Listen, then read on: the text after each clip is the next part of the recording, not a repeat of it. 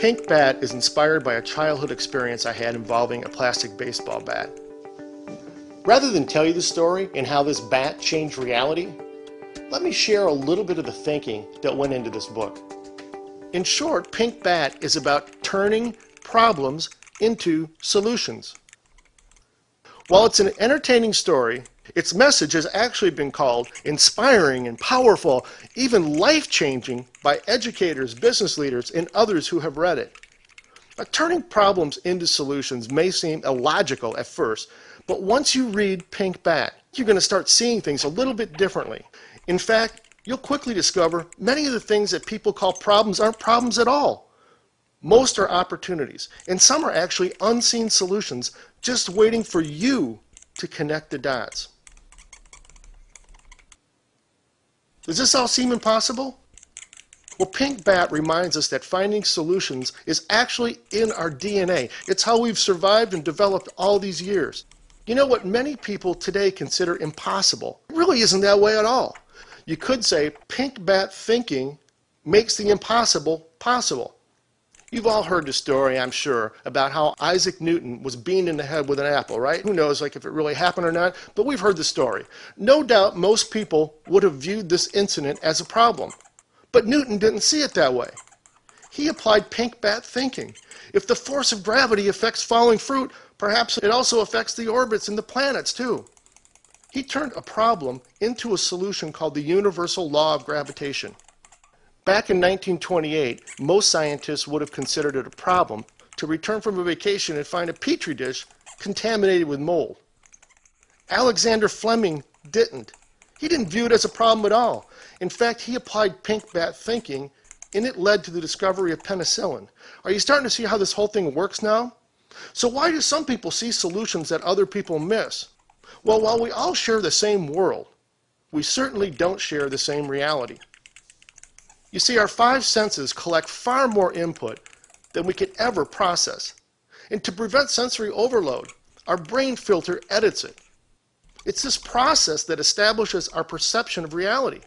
In other words, our reality is a filtered version of reality itself.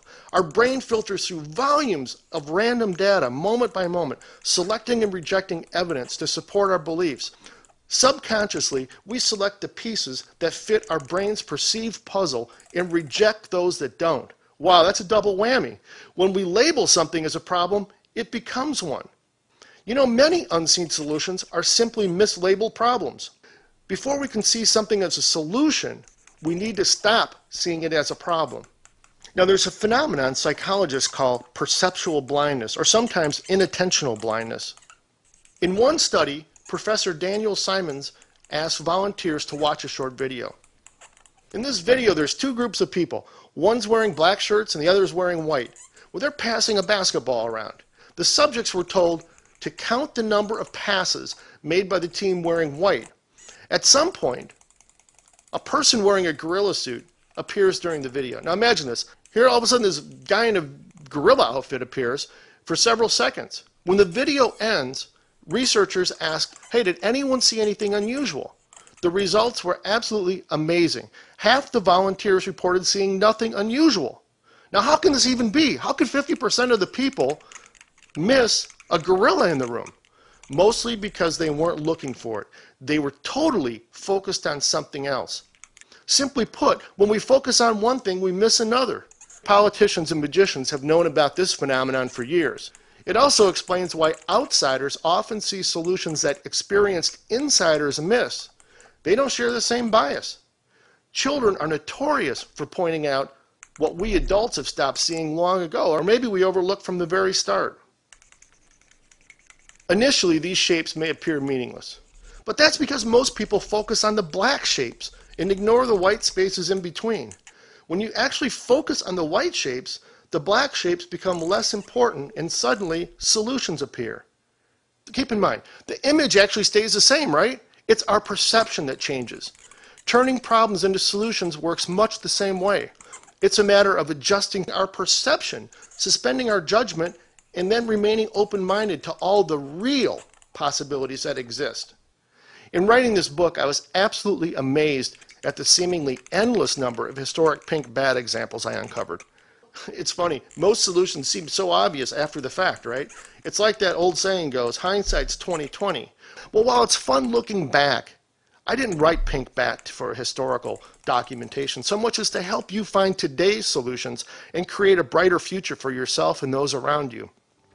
We can live each day in a world filled with problems, or we can rise each morning and embrace a world filled with unseen solutions. That decision's yours. Both worlds exist. The one you choose to focus on is the world you will create. Once you grasp this reality, you realize unseen solutions are everywhere.